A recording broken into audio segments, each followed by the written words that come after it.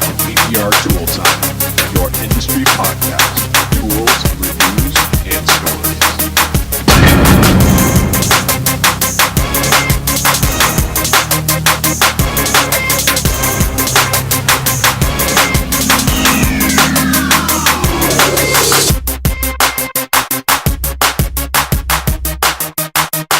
Hey everybody, welcome to another episode of PDR Tool Time. This is episode 153.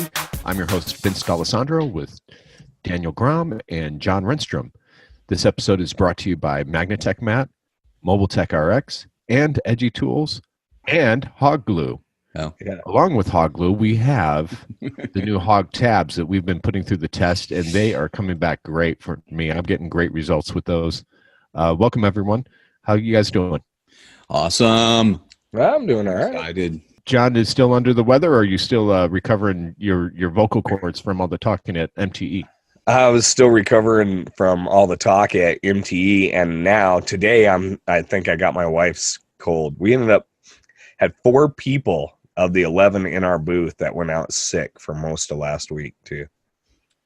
Well, you know, when you're working those booths, you're coming into contact with a lot of different people. It's kind of like a petri dish. It's like the Mobile Tech RX petri dish. Oh yeah, it was. Man, we stayed packed the whole time. It was crazy. I was doing fist bumps with everybody and then washing my hands a lot just so I wouldn't get sick this year. I was just wiping my hands all over my face and sticking them in my mouth and in my nose after touching people. Yeah. Well, it doesn't help me. I'm taking an immune suppressant drug right now. So it's like it's slowly wiping out my immune system. And then I work a trade show. Well, you should have been in like a big bubble. Should have been Bubble Boy. The Bubble Boy. Yeah. Well, we're coming back from MTE. We did a quick episode last week with Mike Toledo. He joined us as well. And we recapped some of the stuff that we got. We've been putting some of these tools through the test this week, and we're going to talk about those. Daniel wants to talk about, because we all kind of used Mobile Tech RX as the beginning of our year. So, and it was kind of convenient that Mobile Tech, did I say Mobile Tech RX? Mobile Tech Expo is like the beginning of a lot of people's year. So with Mobile Tech Expo, Daniel, you usually set your goals for the year. And it's not really goals, but it's you have a different outcome on it, right? Well, I want to encourage guys to do this. You know, if you guys have put your life, heart, and soul into your business, and it's worth designing. Design your year before you start. Set your goals. I set my outcomes. It presumes that I've already achieved it. Where a goal is a little bit of fleeting. And so I set out my outcomes, what outcomes I want. And I do this. That kind of leads you to like outcomes. It could be a good outcome or a bad outcome too, right? Well, of course, I make them all positive, of course. Of course, Daniel. You know, come on. Such a positive guy. Some what I do is I do a vision board. So I'm remodeling my shop a little bit. I'm updating. I've been in my shop 10 years. I'm getting kind of tired of the way it's looking. So I have that as one of my outcomes, you know, and I have a vision board, and basically all I do is get a bunch of clip art and I put it on a page. So it's visual for me of what I want. Do you get your clip art from like motivational posters? You know? No, nothing like that. I search the internet. I look line up high. No cats hanging. Hard to soar with the eagles when I work with the turkey. No cats hanging from bars or anything. No, but you go to like Vogue magazine and cut out the eyeballs on one lady and like the lips on another, and you make like some. I designed a woman that way. I designed a woman that way. It's like a serial killer board, right? Yeah. Actually, that's a really, really good idea. I've got, some personal goals now. I don't really write them down, but for me this year, it's building a whole new portion of mobile tech. And I want to shift my PDR work out of hail and just go into large damage and maybe do some look at getting set up for doing motorcycle. So I got a lot of changes living in my house now for the first time full time. I have a lot of changes I need to make in my house to be able to work out of it. So That's good to hear, John, because we're going to talk some tools here in a little bit, and a lot of these tools are going to really come in handy with big smashes like myself and Daniel are accustomed to on a daily basis. Yeah, exactly. And I love doing them because the outcome is so rewarding. Yeah, it is. And I do have some new tools after coming back. So I want to cause some controversy here. John's a hail guy. On the internet, are better technicians, door dingers or hail guys? Neither. Both are top technicians. Yeah. No such thing as a better technician. Each has their own unique set of challenges and perfections. So the skills and techniques that I use to do big smashes are not the same skills that I use when I fix hail. You guys know that. You do a lot of nasty door dent, and then you get into hail, and hail is more repetitious. Right. You don't have to give a tremendous amount of thought process to where how you fix that dent, because all the dents are very consistent. They generally come straight onto the panel or at the angle on the side panel. So the dents are very consistent in what caused the damage. Whereas a door dent or the paintless collision repair that a lot of us do, you have to back out that damage depending upon how it got put in. Yeah. So you have to do a lot more thought process and wait a second, I better not, Yeah, you better have a strategy. Something in the center and hammer it out. Yeah. So. Yeah, and that's where some of these things are going to come out, and that we're going to talk about. With these cold glue systems. Cold glue has been out for a number of years now. Yeah. Mike and Daniel, they were one of the first ones to put a video up right at Mobile Tech Expo, right after you got it. What was that, Daniel? 3 years ago? 3 years? I think it was 3 or 4 years ago. But everybody laughed at me when I bought it. I paid $400 for that system to get his slide hammer and the cold glue. He was charging so much money for it, and that's why a lot of guys didn't go for it. And his demo wasn't very good. But I saw there was a use for it, and because I actually put my hands on it and I used it, so I thought it was worthy. And we did a demo on the way to the air. We were waiting for our airplane, and we were out in the parking lot with our rental car. We put a dent in it. We took a video, and it took it out perfectly.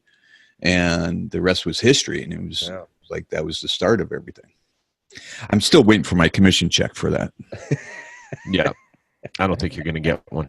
Yeah. But yeah, I mean, like all other tools, though, it looks like technology has moved forward in the cold glue market too. I mean, it's been pretty quiet now for a good couple of years, but it does look like we've got some technological advances in this cold glue.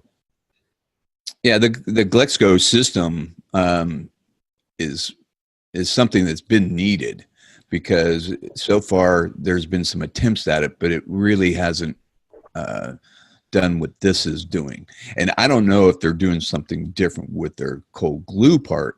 I mean, it looks exactly the same, but it seems like it's grabbing on better. What do you think, Vince? Well, I had a paint technician that used to work with Ferraris in my shop on Friday, and I had used it on a car in front of him. He said, "What the hell is that?" And pulled out a nasty dent. You're not going to finish a dent with it, but you're going to start nasty dents and get it up really quick, and you don't have to worry about heating up a glue gun. And he's like, "Oh, that's just butyl tape." I go, "No, there's something different about this stuff," because I pulled out some butyl tape, and it's tackier and it's stickier. And he goes, then he felt it. He goes, "This is the stuff that they use at Ferrari. It's the same consistency as what you find in a Ferrari to fill." Different areas that they use for tackiness, like body holes, that sort of stuff. Body holes and vapor barriers and stuff like that on Ferraris. So maybe it's just a different brand. It's not the 3M butyl tape or the cold glue was never the 3M butyl tape. It was never that. No, but I've had people send me samples of their cold glue system, and I'm like, this is just butyl tape. Yeah, no, it's not. Yeah, I mean, and I've heard of guys trying it with butyl tape and a little kerosene or something, and I tempted all those things, and none of them worked. Yeah, but I don't know why it works so well. I don't know if it's the steel tab attached to you're able to attach it to any slide hammer you have. I haven't found a slide hammer it does not attach to, and it locks on good. Yeah, that's what I was going to say. Yeah, this one you actually the Glexco you actually have to spin the tab to lock it to the slide hammer, correct? But it has little gnarls in it, so it really bites into it. Because that was the problem with some of the other attempts was they was it tab tape or whatever. Those things would fall off. They'd land on the ground onto the dirt, and then you're screwed and you're done. You know. But here's the thing, because I was using some of that stuff on like big Kiko tabs, you know, thinking, oh, it's just the glue, and I could use it on a big Kiko tab. Well, the Kiko tabs flex, you know, and with that tab tape stuff, that was crap because, you know, the backing always broke. The sticky, icky stuff, you know, it looked like it was someone put it on a CD, or you know, some type of carbon fiber plate. Those would break. This is on a steel tab, and I don't know why, but it's different. And it is interesting. As a hail guy, I've never played with it. So I'm figuring as I start transitioning it into the big smashes and stuff, I'm definitely going to be messing with it. But here's the deal, John. I used it on a Class A door ding, a quarter-size dent that wasn't very sharp, and right in the center of the door, I'm like, you know what, let me just see if it grabs. And I grabbed the smallest tab, and it pulled it out 98%. Really? See, I didn't never guess that. That's why I've been like, hey, that looks great, you know, for a retail or a big smash guy. But as a hail guy, I'm like, that doesn't apply to me. So that's awesome that you can actually do some of that smaller stuff with it. Yeah, you know, we need is a hail guy to try to do a hail car, not trying to take out all the dents perfectly, but maybe doing a bunch of them and getting them out 90%, you know? Well, here's the deal. I think that you could actually do it, you know, with the combination of the hot box. So you pull out the dent with the cold glue. There you go. That's like 98% of it gone. You just rise it up with the pen of the hot box and then blend it out, and you might be done, and it might be faster. That would be interesting if somebody could do that. Hey, hail guys out there, try that for us. If you got both of those things, try them and take a video. Yeah, we'll put a link up to Glexco. There is a coupon code that I found, so we'll put that code up there. That way, I believe it's 5% off, and it's super fast shipping from Russia. It's a Russian company, super nice people. I mean, they know English. They speak English well. They're doing it through PayPal, and they get the shipping out to you pretty much right away, from what I hear. It comes in a nice wooden box, which is great. Yeah. All of that stuff really looked fancy. I was like, man, this guy's got some cool stuff. Nice tools. All right. Yeah. Let's move on. Yeah. Well, did you want to mention there's something coming up here in Europe, Daniel? There's another show. How do you say it, John? IASRE. IASRE in Germany, which is kind of the German Mobile Tech Expo kind of. I guess. But they do things differently, right? You've been the one in Japan, John, so you're the one who's experienced that the way they do things. And you know, it's coming up in Germany, so if anybody has the inkling of going to Germany and checking out that show, you know, I think Eric and Damon love going to it. Do they? They really enjoy the show. Are they beer drinkers? Is that why? Yeah, well, that does help. Well, myself and Daniel are contemplating going over to it this year. Maybe getting a booth, but it's a lot of travel. As you guys know, I've been traveling a lot for the IMI stuff. So I'm kind of on the fence of going. If we do go, we'll probably get a booth and make it a legit thing. I just want to go to all the international shows. Yeah. I've actually never been to Europe, so that's another reason. And I'm German. I haven't either. I hope to someday be able to hit all of them myself. You've never been to Europe, John? Nope. You were in England? No, I never went to the England shows. Oh, wow. Well, you'll fit right in. You're pretty white. They're kind of all a pasty white over there. Yeah, in the northern regions. And I say that with joking, of course, because we do actually have quite a few people that listen to us from Europe, especially. Yeah. I had a cousin whose girlfriend is from England, and they were over there for Christmas, and they're out driving around, and they're driving by Stonehenge, and he's like, "Hey, is that Stonehenge?" And she's like, "Yeah, what about it?" It's for me, it's like driving by Mount Rushmore. It's only a few miles from my house. And he's like, I want to go. I want to see it, So yeah, there's so much stuff to see, and You don't want to see Stonehenge. They're friggin' rocks. it's big I mean, rocks. Yeah, they're just big rocks, and it's like you see it and like, oh, really? Is that it? No, if Okay, you're, let's go to the pub. if you have the right genetics, you can go up, and if you put your hand on it, you'll be transported it back into time. You didn't know that? Oh, right. Like I can only hope we find more people with those genetics. They transport them somewhere. I don't care where else. Have you guys watched Outlander? Not yet. No. Yeah, really good show. That's the premise of it. Right. They touch Stonehenge and they're transported. It's like Stonehenge, but in Scotland somewhere. Yeah, that's great. The stones, they touch the stones. All really right, good show. Let's stay focused here. Come on. Okay, so go to the show in Germany. Yep. Check it out. Our brothers out over there. We might or might not be there, but Mobile Tech RX will be there. Mobile Tech RX will be there. Yes. Speaking of Mobile Tech RX, you guys have had a huge change, some challenges, but you're up for the challenges, and we want to let the listeners know that you're fixing all the challenges. Yeah, anybody that was affected by any of the bugs, next week, that should be all completely knocked out. Monday, Tuesday, depending upon Apple's push time, should take care of 99% of any issues that you have. So we apologize to everybody who was affected. So oddly enough, and it's easy to lose track of, but fewer than 10% of our customer base was affected by some of the bugs that we had.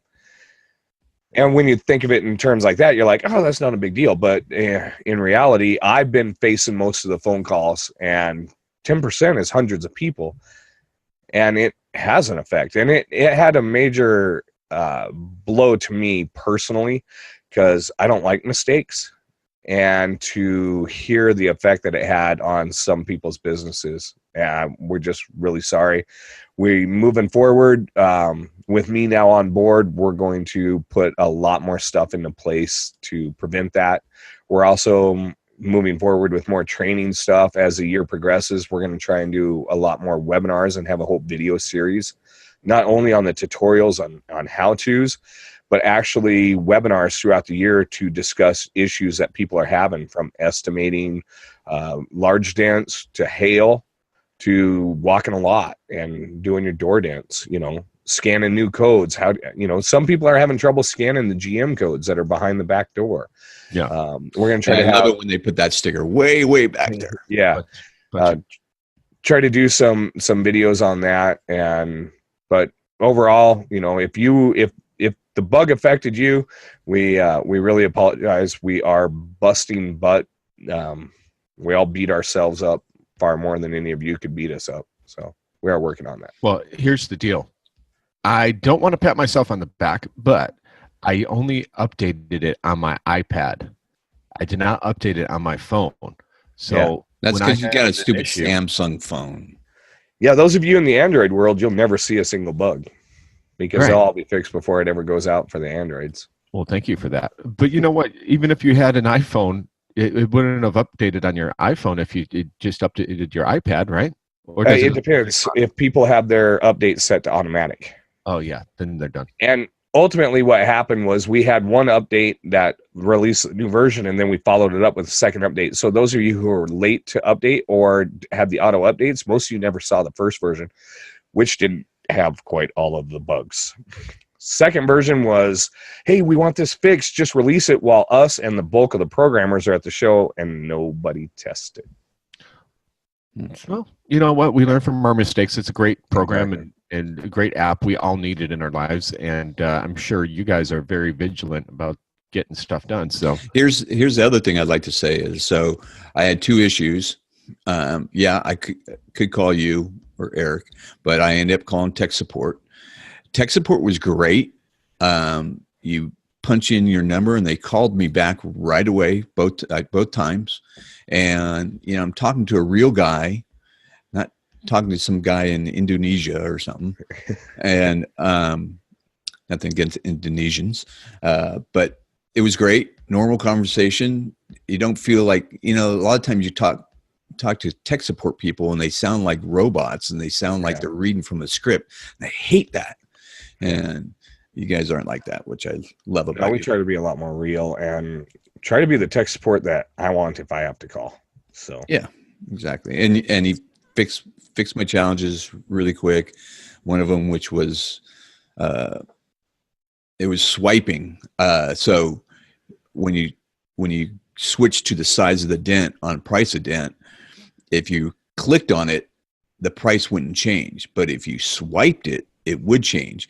I read about that, and I honestly, somebody told me the opposite, and so I was doing the opposite, and it wasn't working. I was like, "Why isn't it working?" And then he goes like, "Oh, swipe." Yeah. And that's one that I didn't even see that bug, and I guess that should have been out at the show. But every time I've seen a menu like that, I just swipe right to left, swipe right to left. But if you poked it, yeah.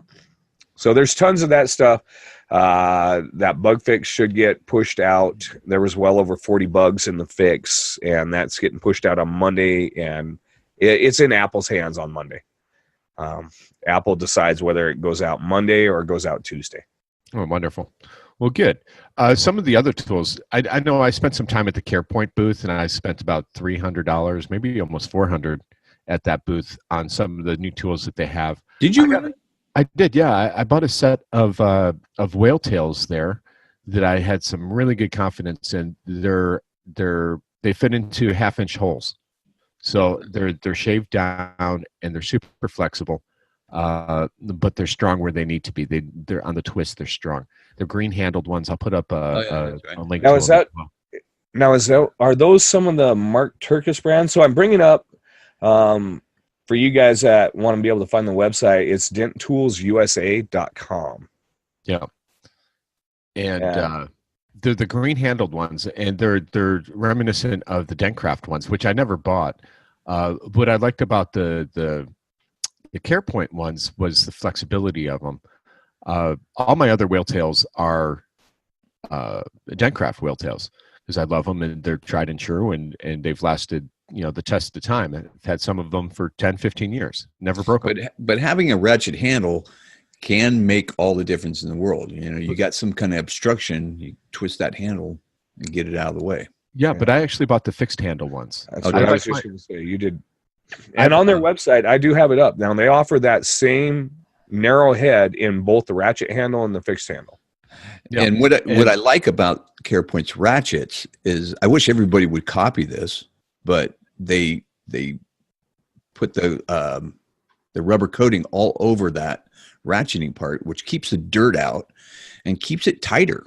And I've had mine for 2 years now, and it hasn't loosened up at all where my other brands have because they're open. See, and I'm not a big fan of the Carepoint ratcheting whale tails. I don't like any play. Yeah, you don't really need it for that, right? You don't really need it for a whale tail. And I'd like zero play in all my tools. That's why I struggle with some of the brands that are a little bit more flexible. And so the Carepoint whale tails I generally don't use all that much, but these I know I'm going to use because they're a lot stronger and they're a really skinny diameter plus the 1/2-inch factor that it's going to fit into a hole. I chose those over the Lucky 7s from A1. I wasn't 100% confident in the Lucky 7s just because of the design is great, but I wasn't sure if they were going to flex. And I'm really looking forward to some long-term reports on those. Yeah, exactly. And not to say I won't buy them. I just want to see if they stand up, because I think when you get into a design like that, they have to be heat treated or they have to be forged to have the strength to not bend. So now I've had the 1/2-inch head on the Dentcraft whale tails for years and years now. Yeah, as a hail guy, and I can see. That's where I like the Lucky 7 is because there's times in which that little head just spins. Sure. And I'm hoping to hear that positive comeback from the Lucky 7s that it doesn't. I've got one, but I haven't tested it yet, so I'll let you know. Okay. Yeah. We're going to need you to drill a hole on Monday and just ram it in there. Go for it. So, but the other thing, man, I picked up some more $20 tools in the Carepoint $20 bin, and there were still a lot of those sitting in that bin, and I think guys passed up. This year, though. They didn't have as much, but there were still some good ones in there. And I think a lot of guys passed that up and blew it, because they actually have some ratcheting handles in that $20 band, a ratcheting handle tool. I did see that. Yeah. And it's German steel. You know, there's nothing cheap about them. They're great tools, and some of my used tools, you know, so.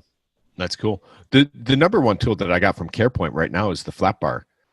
You guys know that I'm a flat bar guy. Being an old dent wizard technician, I still use a lot of my old flat bars. I do have a dent dial that I use. But the new one that they came out with is just the right curve to it at the end. Now, and that's that Carepoint with the titanium tip? Yeah, and that titanium tip alone, if you go to some of the other manufacturers, you'll pay $90 for that titanium tip. They're selling that flat bar with the titanium tip. I believe it's $165 or $175 on Dent Tools USA's website. Yeah. It's $175. So $175, and that tip alone, other companies sell for $90.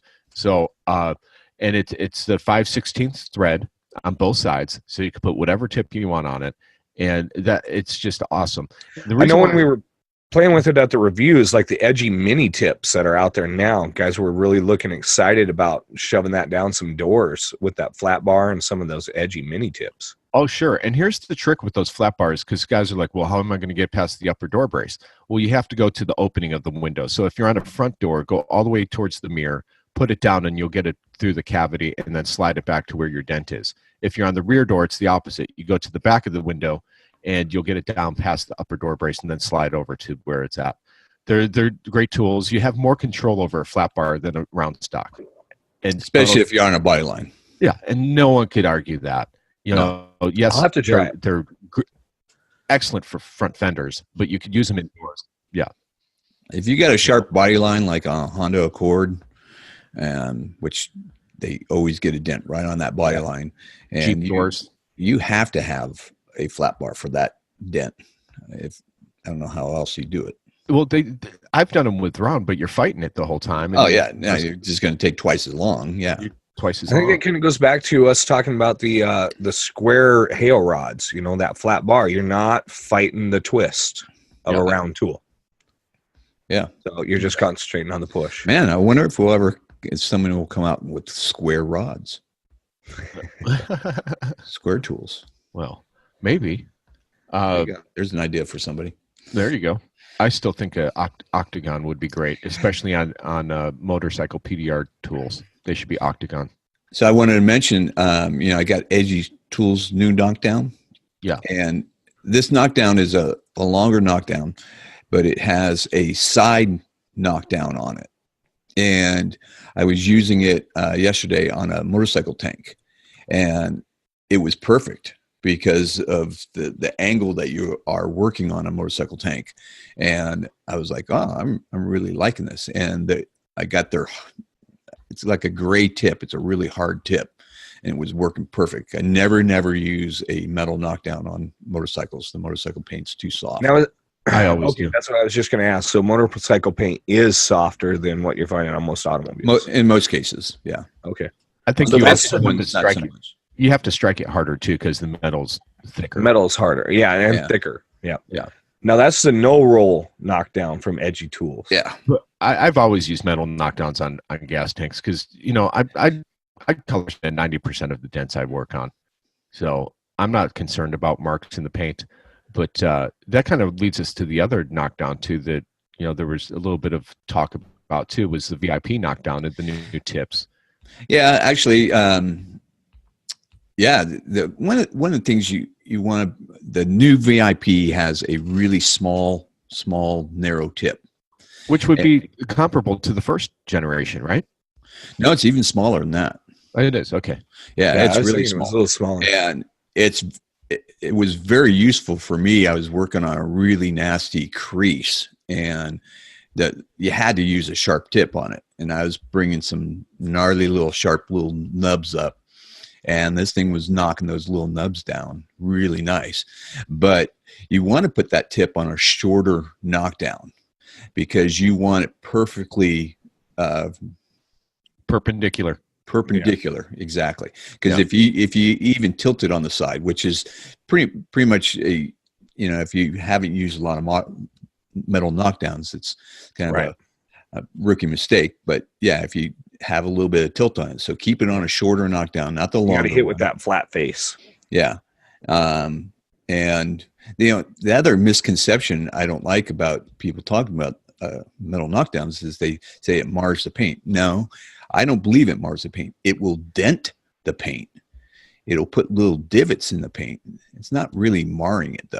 Yeah. Well, I will add to that, Daniel, that if you are using a heavy hammer on your tap downs, like some of the dead blows and some of the heavier hammers, and you get cowboyed up on a metal tap down with that narrow face, you will mar the paint then. You can't mindlessly swing at a metal tap down. Yeah, you have more finesse. Yeah. Yeah, and they are more precise because you are using that smaller tip. And like you were saying, Daniel, you get that super narrow push. Like I push a lot with a super sharp tip, and you can't hit that with a big fat plastic tap down and have that back. The VIP is just a light tap, boom, glass. Yeah. But I mean, your same philosophy with using sharp tips. You have to use a lighter touch. You can't just be cowboyed up. I think it's the exact opposite. If you think of a VIP knockdown, the smallest one, it's the equivalent of using like a sharp tip on the opposite side. Yeah. So you have the chance of making a high spot or a chicken skin using a sharp tip by pushing up. Well, it's the exact opposite when you're using a sharp metal knockdown on the painted surface as well. And the heat is going to generate that as well. If you're heating up dense, you have more of the chance of marring, but making a divot. Putting a mark in the paint. Yeah, exactly. So, but I 100% agree with you, Daniel. That tool, it doesn't. It's user error 90% of the time. If you do have to be more attentive to being off camber with the tool. If you are not perfectly square with that panel when you're hitting it on the striking head. Yeah. Now, I also I had one of my technicians at the shop the other day, and he actually came up with a great idea for the VIP knockdown. I have to talk to Peter about it. I'm not sure if I should. Yeah, I'm not going to keep it to yourself. Yeah. Share it with Peter. Yeah, I'll share it with Peter. And then share it with us after the show. Yeah. So if you guys are looking, you can buy that VIP from most of the vendors that we really talk about, or you can just go to VIPtools.com and you can find it on there. Yeah, you'll find it at Anson, A1, Dentcraft. They all carry the VIP. But I will also say this, the tequila knockdowns that come in multiple colors, that's my favorite to put that VIP on because it's really short. Yeah, the super short handle. Yeah, so it shortens it up. And for that smallest tip, that's what I recommend. Because once you put that small tip or small tap down in your hand, you're kind of forced to hold that thing pretty square, aren't you? Because it's kind of inside your whole hand. Yeah. So, that's a good idea. Yeah, the no roll. But back to the Edgy Knockdown no roll. I love that thing. It's very comfortable in the hand when you're using it at a 90-degree angle. You just kind of put your hand right on the panel, and it's right there, and you move very quickly, and it's ergonomically correct using it in the 90-degree. And you can take that tip off and use it as a metal knockdown, which that design forces you to be perpendicular. Yeah, it does. Yeah. Yeah. Well, Dave really thinks out his tools. I mean, he doesn't just release something. He really puts a lot of thought into his tools. No, and I love going to his booth. He's such a natural salesman. I mean, he has his pitch down perfect. Yeah. He's such a great guy. He's a little geekish on the whole dent removal thing, which I love. That's because he's so into it, though. I'm the same way. Yeah, that's what's endearing about it. Right? Exactly. Yeah. Impassioned. Impassioned builds great stuff. Yeah, exactly. So one other thing I want to bring up is PDR contractors. Okay. I want the PDR Tool Time Army, go out there and sign up for the free deal. You get a free SEO login for a year. So sign up. And because we need as many guys on here to make this thing work. So go to PDR Contractors, please show him that PDR Tool Time Army exists, and especially West Coast guys, man, that we're getting trumped on. He showed up. The East Coast is killing it here. Well, that's because the East Coast guys are the ones that go to Mobile Tech RX. Mobile Tech Expo. God, you got me started on that, Vince. Yeah. Sorry. But yeah, that's pdrcontractors.com. Just go in and check it out. I've got the website up. You can start as soon as you're holding over the names. Guys, companies are popping up. Now, this is what a person who Googles paintless dent repair in their town, they're going to see the page that I am on and see where they're at. And I'm just popping up company names all over the place here. Yeah, that's awesome. Now, here's the thing too, guys, because this is one thing I did not like, but I figured out a solution for it. When you do sign up for it, even if you're signing up for the free one, you do have to put your credit card information in there. And I'm thinking, oh man, yeah, it's free for a year, and then they're going to charge me $2.99 at the end of the year. But just set something on your calendar, a reminder that says, if you don't like it, cancel it before it charges your credit card at the end of the year. Otherwise, if you like it, stay on, and it's $2.99. Yeah. I mean, honestly, I think we really need this in our industry. I think it's a good thing. If you don't know anything about it, listen to our past podcast, Mike's interview with him, Dan Ontrop, and he's got some video up, I believe.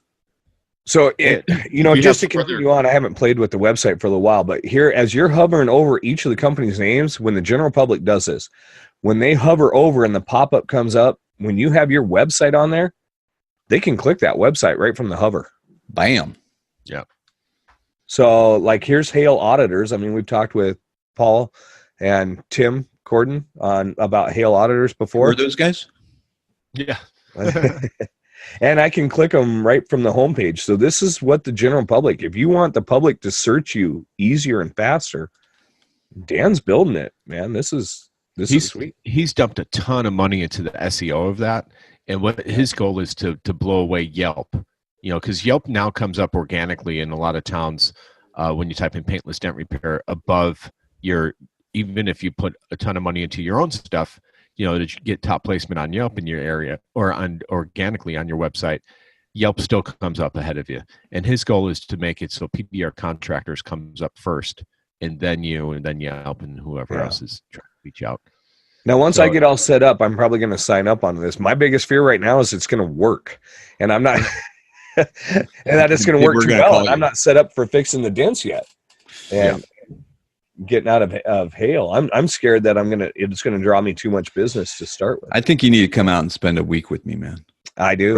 Or a couple days, Daniel's just lonely up there in the Pacific Northwest. Any techs out there, stop by anytime and visit me. Yeah, got a cool shop. I'll geek out with you, some tools. Well, good. We've covered a lot of ground today. The only thing that we really haven't talked about is the only tool that you have and no one else does is the Ratchet hatchet. Dude, I am really liking this hammer, man. I'm surprised as hell. When I first put it in my hand, I'm like, oh, this is interesting. This is good. I'm liking it. Different handle. I mean, it's really a different handle. But now I've been using it strictly as my everyday hammer, and I'm absolutely loving it. The handle is surprisingly, it keeps you in line, so your strikes are perfect every single time, so you're more accurate with it. Feels really good. I want to just buy the handle and put it on all of my hammers now. And he has two handle types, and the other one had a ball at the end, and this one doesn't. So I called him up and I said, hey, I'd really like the ball at the end of this. And he made me one, and he's calling it the Grom and the Grom version or something like that. I don't know. But and then you got the ratcheting heads that hit flat, and I put my Drew's Flatty on there. Love that thing for hitting crowns, and it's hitting it perfectly flat every single time. I'm never skewed, and it just feels good. It's a good weighted hammer. Like everything about it. Now that's one I don't have a website for that. Do you guys know? Hayes Freeman Hayes Freeman, and it's dingspdrtools.com, I believe. Yeah, it's dingspdrtools.com. I've got his website up. The Ratchet hatchet. So if you guys are just Googling that, just make sure you type in Ratchet hatchet, because hatchet hammer will take you in a very, very different direction. But you'll get some interesting survivalist tools out of that one. But Ratchet hatchet at dingspdrtools.com. You can buy it right through the website. It looks like email to purchase $175. Double-sided head, got a flat strike face. Now, with Daniel, the knockdown in the handle. With the the knockdown is buried in the bottom of the handle. Now, Daniel, I was seeing some guys talking about it on Facebook, and they're saying that they're resting their forearm and wrist on the panel and tapping down with that. Do you do that? No, not really. I don't think so. Okay, because they were saying with that adjustable head where the tip is, it angles it back so you're striking with that flat face. Yeah, you certainly can do that. More evenly, and guys felt they were getting a lot more control of their swing. Yeah. It definitely has me holding the hammer differently.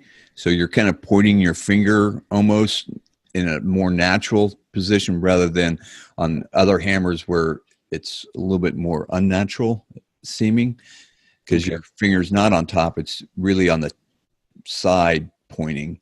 It's interesting. The handle is really blowing me away how good that handle is. Cool. Yeah, big fan. Well, awesome. Right. So, anything else to add, guys? I picked up. I'm joining you guys.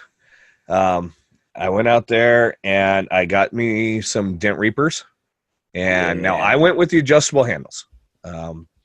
So I've got the full set. I've got my new VIP. I've got a handful of new tools that finally came in, and I'm looking forward to as soon as I can get out and fix some dents and really give them a good run through. But I will say these Dent Reapers, I know why you guys were bragging about them. These things look well built. Well, they're heavier duty than, like, I have the same design for my everyday window tool, but it's a lot smaller diameter. So these are a lot heavier duty. So, you're working on aluminum truck doors, it's going to make the difference, or any aluminum, where you just need a little bit stiffer tool. Yeah. But it's also the geometry of the curve that makes the difference, all the difference in the world. That's kind of what I was noticing when I was looking at them. So I really look forward to getting them a good run through. I just got the other two. I had the original. Now I got the mini Reaper and the medium Reaper. I'm sure he has names for them, but I'm going to start putting those to the test immediately. I'm pretty confident that they're going to be just like the regular Dent Reaper, the original. So I just got them on Thursday. I think, Daniel, you got them as well. Yeah, and the ratchet handles, he put the largest handle. They have different sizes of those handles. Yeah, he put the largest handle on all three, which does fit my hand better. And they are the A1 ratchet handles. Yeah, I'll be honest, not the biggest fan of those handles. They're not as comfortable as some others, but as long as they're the bigger ones, they're better. I got the fixed handle ones, and I think he sent me the fixed handle ones because he knows I'm going to lop off the handles and make them into the octagon to fit the rest of my ratcheting ultra handles. Ultra handles, yeah. That's cool. A good move too. Well, cool. Well, great. This was a really good episode. I want to appreciate, we all appreciate all the listeners that chime in and let us know what you want to hear about. Make sure you let us know if there's something out there that you think we should be covering. We'll gladly test it out for you guys. We got a lot. Thanks for all the feedback at the show. Yeah, exactly. Feedback at the show was great. Love hearing from you guys. It's always good. Yeah. It's okay. All right, guys. Don't forget to level up your tools. And don't do stupid stuff. And I came up with something. Go for it. Yes. So my new tagline comes from a good friend of mine, JP Tolsma, up in Canada, up in the land. He helped me out, and my new tagline is "Keep it stiff." I like it. Nice. Goodbye, y'all. Thanks, guys. Keep it stiff. This has been another episode of PDR Tool Time.